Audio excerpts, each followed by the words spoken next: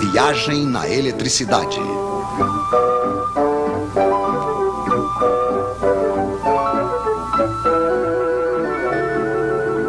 Os Três Mosqueteiros. Agora sabemos o que é a eletricidade. Entre dois fios, liga-se um gerador. Dentro de um dos fios, temos elétrons demais. Dentro do outro, falta. No outro lado dos fios, os elétrons passam através de um receptor desprendendo energia. Isso faz uma corrente de elétrons. É muito simples. Infelizmente, na prática, não vemos os elétrons. E se vocês quiserem se situar nos circuitos elétricos, precisam de um pouco mais de informação, é claro. Esses senhores vão nos ajudar. O gerador cria entre os dois fios uma diferença de potencial ou tensão. Isso é medido em volts. Obrigado, Sr. Volta. O gerador pode ser uma pilha, uma bateria de carro ou simplesmente uma tomada.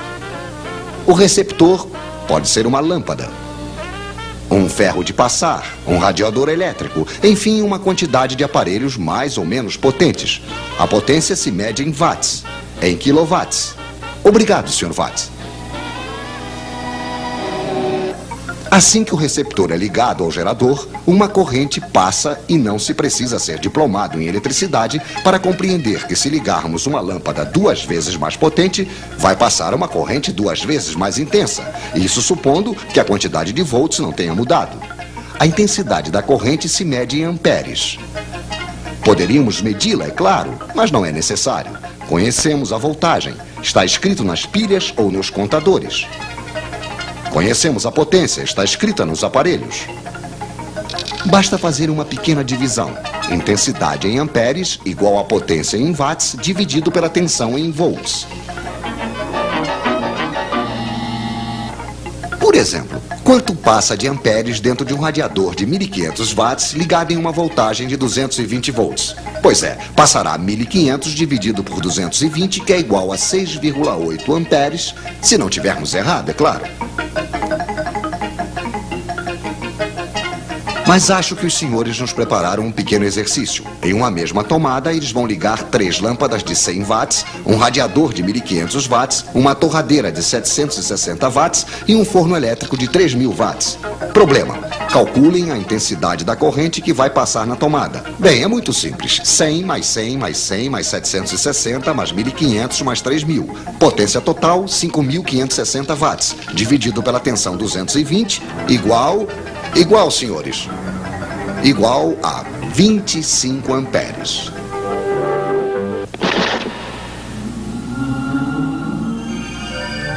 Pois é, não passou absolutamente nada. Ou antes, passou tantos amperes que os fios esquentaram, o isolante queimou, a corrente contentíssima, claro, passou diretamente e houve um curto-circuito. Os nossos senhores não conhecem o disjuntor.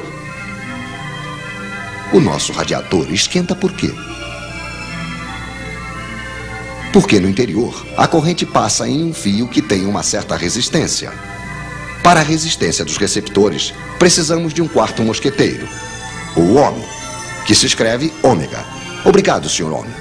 Poderíamos medir esta resistência, mas também não precisamos, pois é calculada facilmente. Resistência em ohms igual a tensão em volts dividido pela intensidade em amperes. O seu radiador, que deixa passar uma corrente de 6,8 amperes, terá uma resistência de 32 ohms. Mas é realmente interessante saber disso? Sim, pois os fios que vão para o radiador também têm uma certa resistência. Se eles são finos demais, longos demais e estão em péssimo estado, terão a mesma resistência que o radiador e vão desprender o mesmo calor que este, o que será suficiente para fundir o isolante. Moral da história: fiquem atentos para não deixar passar amperes demais em seus fios. Então retenham os nomes dos seus 4 mosqueteiros: watt, ampere, ohm, volt. E se além do mais vocês retiverem sua fórmula, estarão quase diplomados em eletricidade.